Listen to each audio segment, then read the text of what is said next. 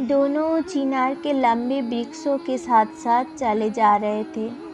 सूर्य देवता अस्ताचल की तरफ धीरे धीरे सरक रहे थे, पश्चिम में धंसते जा रहे थे।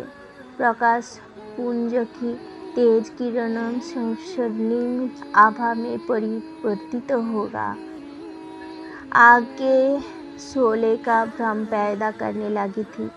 बालू रेत पर 4 पदचिन्ह छूटकर गहरे गड्ढे बनाते चल रहे थे। दूर, बहुत दूर छूट गए ये चिनार और देवदार के वृक्ष। नदी किनारे बालू रेत का सिलसिला खत्म हुआ। एक टीले पर हरी हरी नरम घास फैली हुई नजर आए तो वहीं पसर गए दोनों। हल्का अंधेरा छा गया था वातावरण में। सरस ने सिगारेट सुलगाई तो कुछ देर के लिए माचिस की तिल्ली की लो में उसका चेहरा चमका। दोनों खामोश ही रहे काफी देर तक। शाम की सुहावनी खामोशी रात्रि की गहन निस्तब्धता में बदलने लगी। चुपके चुपके दोनों तरफ विचार विचार और विचार आ रहे थे, जा रहे थे। फिर कहीं दिमाग के किसी कोने में जाकर आपस में टकरा कर गड़बड़ा भी रहे थे। सरस ने करवट के बल लेटकर, कोहनियों के सहारे लेटकर सिर को ऊपर उठा लिया और देखने लगा शिखा को।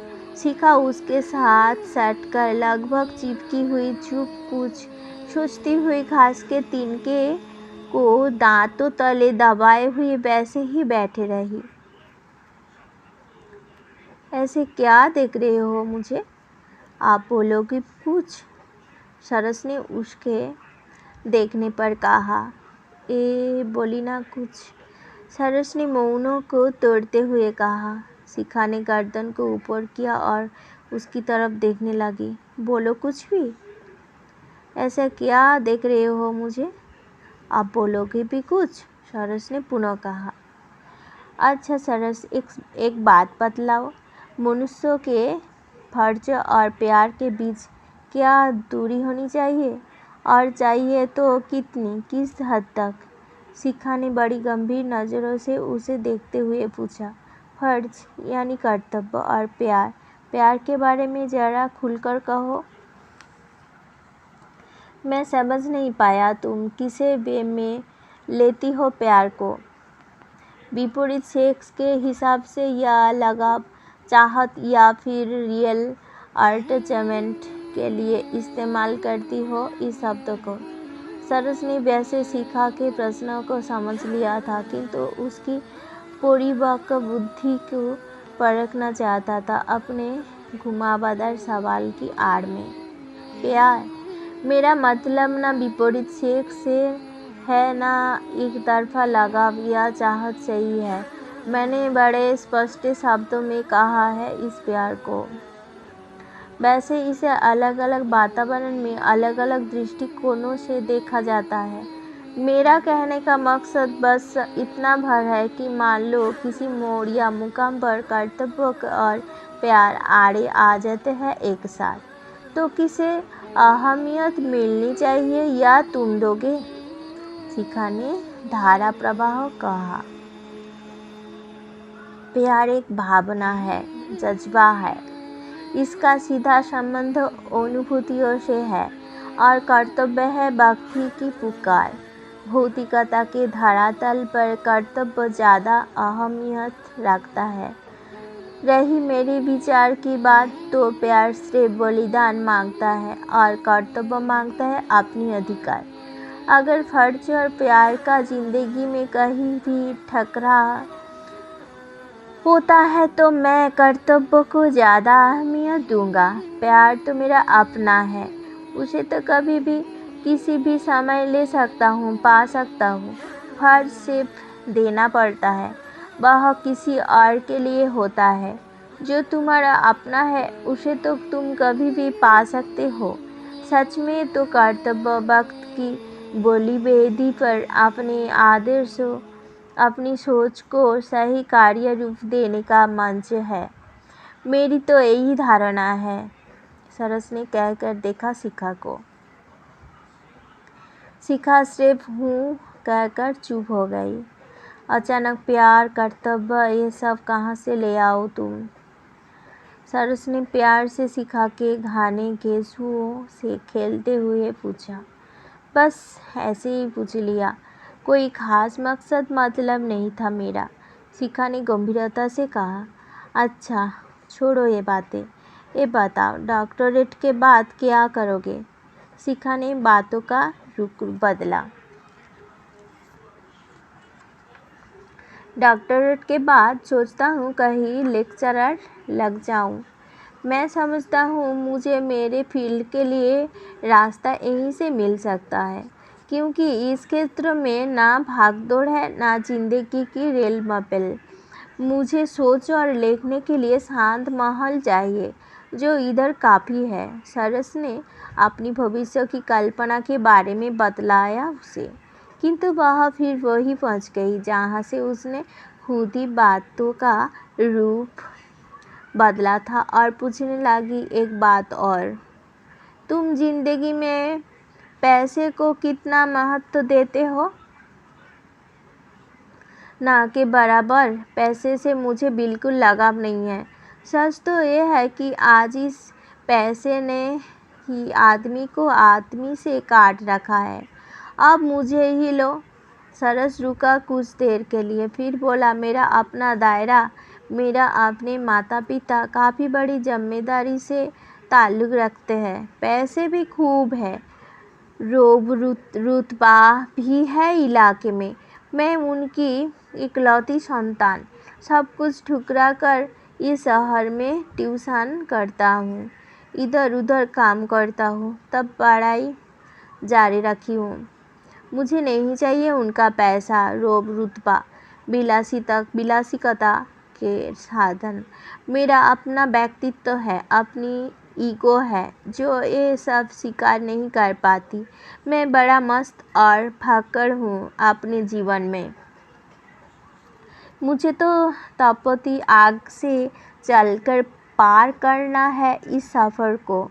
जिस रास्ते पर मैं चलना चाहता हूँ उसमें संघर्ष के दौर से जब तक नहीं गुजरूंगा कुछ नहीं पा सकूंगा।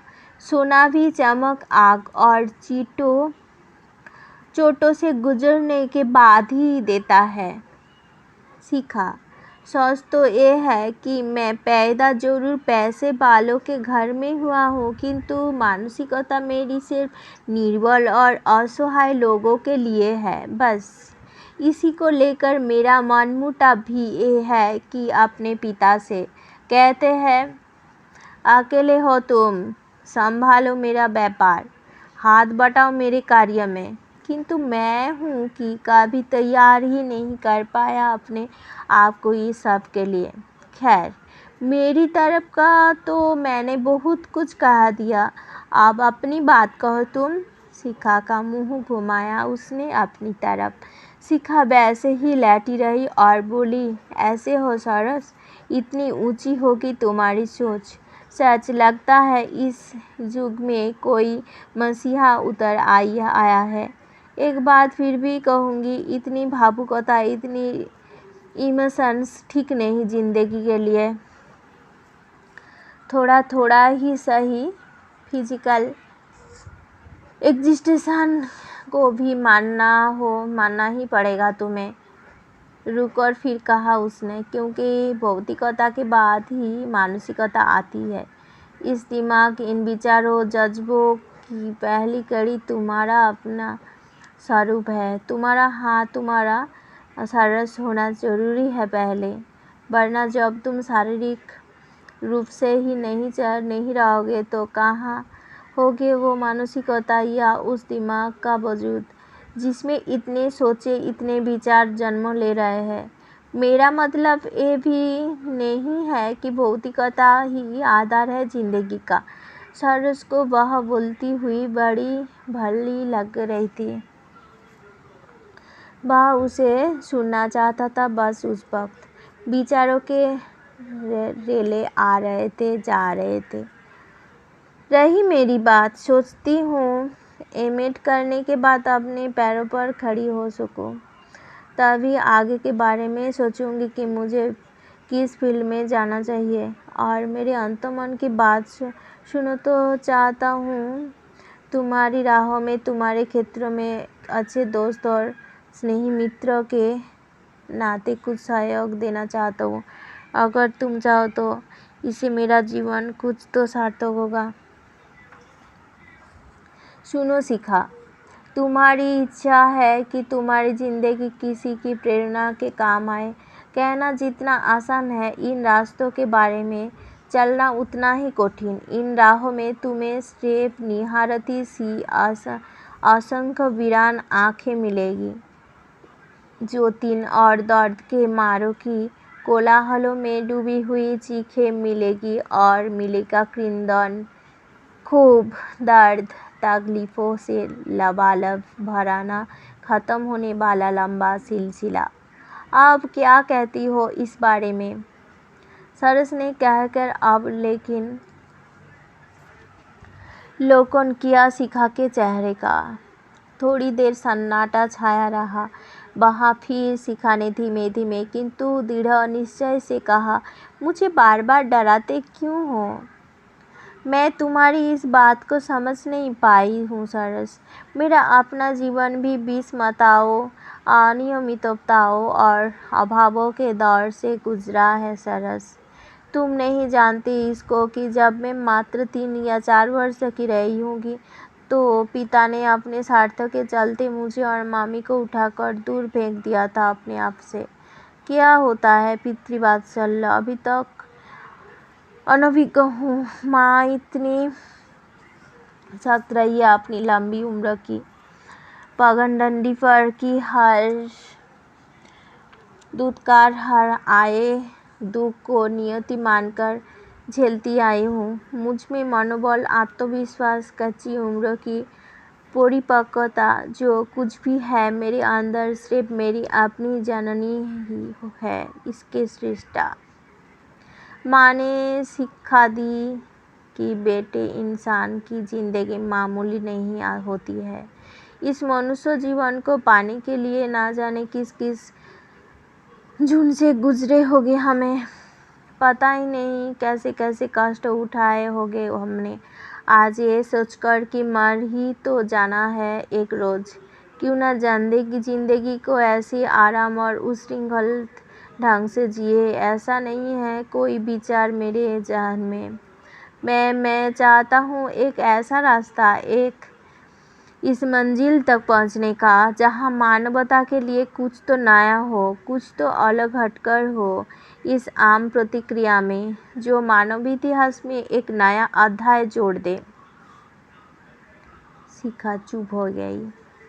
सरस पहले तो एकटक निगाह से उसे निहारता रहा, फिर भावातुर होकर उसे अपने बाहुपास में जाकर आंखें बंद किए ही बुदबुदाया, हाँ शिखा, तुम ही हो वह लड़की जो मेरी प्रेरणा, मेरी प्रेयसी, मेरी प्रेमिका बन सकती हो।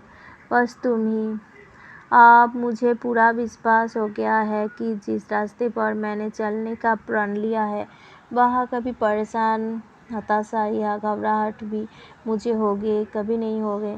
तो तुम मुझे मेरा साहस वापस लौटाकर फिर दोबारा से चलने के लिए प्रेरित कर दोगे।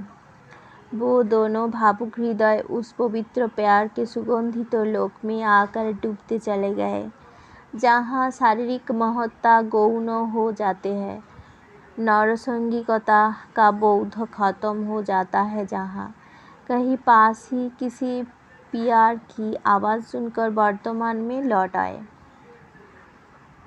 अपने अपने विचारों में लीन मानसिकता की अदृश्य किरणों द्वारा एक दूसरे से जुड़े हुए हाथ में हाथ डाले वापस वही चिनारों और देवदारों के पैरों तले आ गए। शिखा लौट गई वहाँ से घर को। रात काफ़ी गहरा हो गई थी और सरस कुछ चिंतन और नई सोच को लिया था। आया अपने कमरे में, काफ़ी देर अपनी चारपाई पर पड़े पड़े सोचता रहा वह। नींद कब हावी हो उसे उड़ा ले गई। स्वप्नलोक में कुछ पता ही नहीं चला।